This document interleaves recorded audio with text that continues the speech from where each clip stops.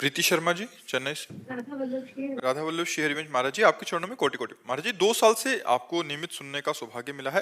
गुरुदेव, आपने मुझे नई दिशा दिया है, सार्थकता दिया है। महाराज जी ये कह रहे हैं कि बहुत बुरे और जोरदार प्रारब्ध के कारण जब शादी के 8 वर्षों के बाद एक पुत्र रत्न की प्राप्ति हुई, वो शारीरिक रोग से ग्रस्त था। फिर उसकी चिंता में ऐसा शोकित हुआ मन कि डिप्रेशन में चले गए। फिर आपको सुना तो जैसे एक माँ समझा रही हो कि बेटा देख, ये तो अपना प्रारब्ध था, हमें ही काटना पड़ेगा, तुम नाम जप करो, हर परिस्थिति में विजय प्राप्त होगी। महाराज जी, आपके इन शब्दों ने प्रथम अनुभव बता नहीं सकती कि क्या हुआ। महाराज जी, मैं एक मदालसा नाम की माँ जैसा तो नहीं बन सकती और ना ही उनके समान हूँ, किंतु फिर भी ऐसा क्या करूं कि अपने और प्रारब्ध से जुड़कर जीवात्मा जो संतान रूप में मिली है उसको फिर से गर्भ में ना आना पड़े। उसके लिए जी मैं क्या कर सकती हूँ? भजन दान, हम भजन करें और भगवान को साक्षी करके उस जीवात्मा को प्रदान करें तो वो जीवात्मा का परम कल्याण हो जाए। वो बोलता है गुरुदेव, राधा वल्लभ श्री हरिवंश महाराज जी रोज सुबह उठते ही आखिर हाँ, बोलना और कल्याण होना बहुत बड़ा अंतर है, लेकिन निरंतर राधे में स्थिति होनी चाहिए। भगवत प्राप्ति कब होती है? जब निरंतर राधे में स्थिति हो। तो जैसे वो सामने वाले की निरंतर, संत महात्मा कल्याण कैसे करते हैं? आशीर्वाद केवल जबान से थोड़ी होता है। तप और भजन उस जीवात्मा को दे दिया और उसकी आध्यात्मिक उन्नति होने लगी, उसका कल्याण हो गया, उसके रोग नष्ट हो गए, उसकी बुद्धि शुद्ध हो गई। वो अपना देते हैं, इसीलिए तो संतों को नमन किया जाता है। उनकी चरण रज माथे में कि इतना कठोर व्रत, इतना कठोर नियम तप करके वो सहज में दे देते हैं। कोई बदले में कुछ लेते नहीं है, सब देते ही देते हैं। तो ऐसे ही माँ करुणामयी है। अगर माँ अपने संतान का कल्याण करना चाहे तो खूब नाम जप करे और भगवान को साक्षी करके अपने पुत्र को दे दे तो उसका आध्यात्मिक कल्याण हो जाएगा। आपने जन्म जीवन दान दिया है गुरुदेव मुझे। जय जय राधा वल्लभ श्री हरिवंश, जय जय श्री वृंदावन श्रीवन, जय जय राधा वल्लभ श्री हरिवंश, जय जय श्री वृंदावन श्रीवन, जय जय राधा वल्लभ श्री हरिवंश, जय जय श्री वृंदावन श्रीवन। पहले तो ये बहुत अच्छा लगता है कि सब आप सात्विक वेशभूषा में एकदम भारतीय सात्विक वेशभूषा। गुरुदेव सब आपकी कृपा है। अब हम ना क्या करते हैं, इकट्ठे होकर ना संकीर्तन करते हैं। तो जो छुट्टी वाला दिन होता है, हमें आता तो कुछ नहीं, पर राधा राधा नाम का जप करते हैं। तो पहले तो अपने घरों में ही करते थे, अब कोई पड़ोसी और इधर उधर बुलाने लगे तो हम लेते तो किसी से कुछ नहीं। तो पर ये है कि वो प्रसाद वगैरह पाना पड़ता है। हाँ, कोई बात नहीं है, हम अर्थ ना लें, भेंट रूप में न लें। अब प्रसाद रूप में अगर हमें भोजन मिल रहा है या कोई दुपट्टा आदि तो वो चलेगा, अर्थ ना लें बस। हाँ, क्योंकि आप लोग गृहस्थ हैं तो अर्थ लेना, और ये बहुत पुण्यदायक रहेगा।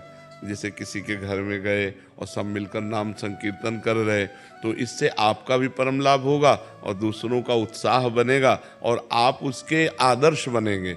क्योंकि आजकल सब पैसा का खेल हो रहा है, उपदेश तो पैसा लेके, कीर्तन तो पैसा लेके। जब आप लोग ऐसे कीर्तन करेंगे ना और कुछ लेंगे नहीं तो ये आदर्श भी स्थापना होगी, बहुत उत्तम रहेगा। वकीलों की मंडली बनाई है बाबा। हाँ, बहुत। ये आपकी कृपा, हेतु की कृपा से, वरना ये कभी हो नहीं सकता। हाँ बिल्कुल, जो सात्विक सब हो गए महाराज, चंडीगढ़ हाई कोर्ट के। हाँ जी, जितना मंगल हो सके। देखो, आज एकांतिक में एक ने प्रश्न किया कि मनुष्य जीवन का उद्देश्य क्या है। सब लोग अपने अपने अलग अलग उद्देश्य, हमका वो उद्देश्य नहीं। उद्देश्य है साधन धाम मोक्ष कर द्वारा, पाए न जे परलोक सम्हारा, सो परत्र दुख पावई, सिर धुनि धुनि पछताए, काले कर्म ईश्वर मिथ्या दोष लगाए। जैसे आप वकील बन गए तो वकील बनना आपका उद्देश्य पूर्ति नहीं है, वकील बनना कर्तव्य है। और वकालत से जो मिल रहा है वो जीवन जीने के लिए, लेकिन जी किसके लिए रहे हो? वकील के लिए नहीं। वकील तो एक कर्तव्य है, वकालत से मिला हुआ अर्थ जीवन जीने के लिए, लेकिन जी किसके लिए रहे हो? परमात्मा के लिए। अब उद्देश्य सही हो गया। तो वकालत रूपी कर्तव्य कर्म करते हुए, प्राप्त अर्थ के द्वारा परिवार का पोषण करते हुए, जीवन जीते हुए यदि हम राधा नाम जप कर रहे हैं, परमात्मा का चिंतन कर रहे हैं, अब हम सही उद्देश्य पर हैं। अब देखो, इसमें ये हो गया कि अब आपसे कोई अधार्मिक पुरुष यदि अधर्म कराना चाहे तो आप करोड़ों पे लात मार देंगे कि भाई अब नहीं हो सकता, पहले मैं धर्म से नहीं जुड़ा था तो हमारी बात समझ में नहीं आई थी, अब मैं भगवान से जुड़ गया हूं, मैं भूखा रह सकता हूं लेकिन अधर्म नहीं कर सकता। अब उद्देश्य सही हो गया, अब उद्देश्य महान होने पर आपको महान बना देगा। जिसका उद्देश्य महान है वो व्यक्तित्व का महान उसका हो जाता है। आप आदर्श बन सकते हैं हमारे समाज के। जैसे आप कीर्तन करने जाते कुछ लेते नहीं तो ये आदर्श ही तो है।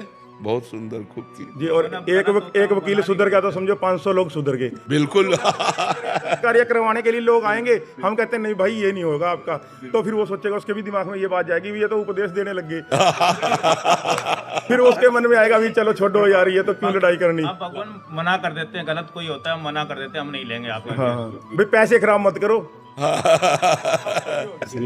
इन्होंने ना हाईकोर्ट में भी अपना एक अलग से स्थान बना लिया। हर कोई आके सीट पर आके राधे राधे करता है, बैठता है आके, और वहां पे एक ऐसा और क्रिएट हो चुका है कि जो दूसरे तरह के लोग हैं कहते हैं यहाँ मत चले जाना, जाओगे यहाँ जाके दारू छुटवा देंगे।